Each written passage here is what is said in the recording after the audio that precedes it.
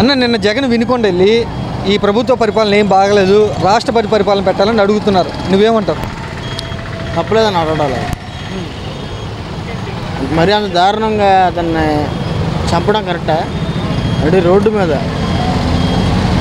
మీద ఒక్కని వేసి ఎంతమంది అతను వినుకొండ టీడీపీ ఎమ్మెల్యే తాలూకా ఆ ఫోటోలు చూపించాడుగా జగన్ గారు.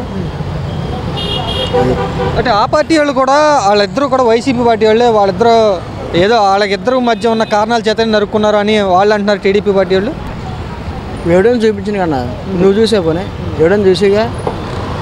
స్వయాన కాన్స్టిట్యున్సీ ఎమ్మెల్యే గారు భార్యకి లోకేష్ గారు బర్త్డే రోజు కేక్ పెట్టిన ఫోటోలు లేదా? ఎమ్మెల్యే గారితో ఫోటో దిగిన ప్రొఫైల్ లేదా? అన్నీ చూపిస్తున్నారు. వాళ్ళు ఎట్లా నమ్ముతారు? ప్రజలు పిచ్చోళ్ళ? పోనీ మేము పిచ్చోళ్ళ ఓట్లు వేసిన వాళ్ళ? ఓకే, జగన్ అక్కడికి వెళ్తాం కరెక్టే అంటావా? కరెక్టేనన్నా. ఇప్పుడు కార్యకర్తను చనిపోయిన తర్వాత కుటుంబాన్ని పరామర్శించడం నాయకుడు బాధ్యత కదా, వెళ్ళడం కరెక్టే.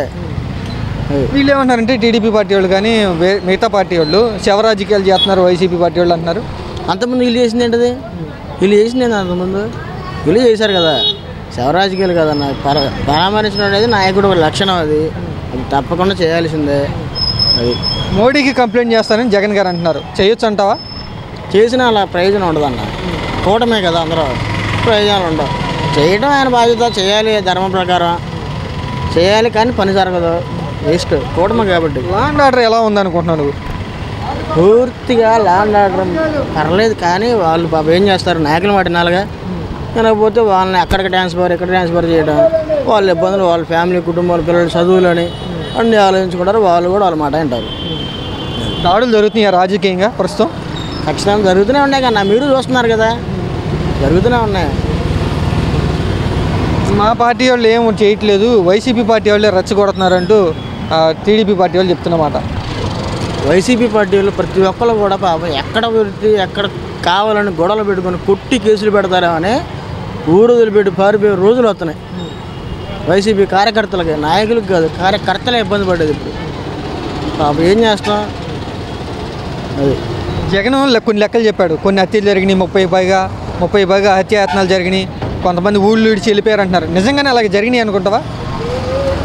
అవి బయటికి రాలేదన్న, ఇది ఒకటి నడి రోడ్డు మీద కాబట్టి బయట పెట్టారు. అవి కూడా వస్తాయి, అవి కూడా తెస్తారు తొందరలోనే.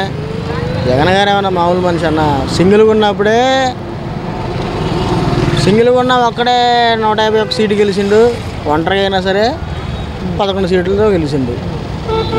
అది తక్కువ అంచనా వేయకూడదన్న జగన్మోహన్ రెడ్డి. జనాల్లోకి రావడం కరెక్టేనా జగన్? ఇప్పుడు జనంలోకి రావడం అస్సలు ఇంకా ఈసారి ముగ్గురు కాదు 10 మంది దాకా సరే గెలవడం కష్టం. ఇప్పుడైనా అందరూ ఓట్లు వేసిన ఎక్కడ స్కామ్ చేశారు అని అందరూ అంటున్నారు. నా ఒక్కడి మాట కాదు, అందరూ అనే మాట నేను చెప్తున్నా.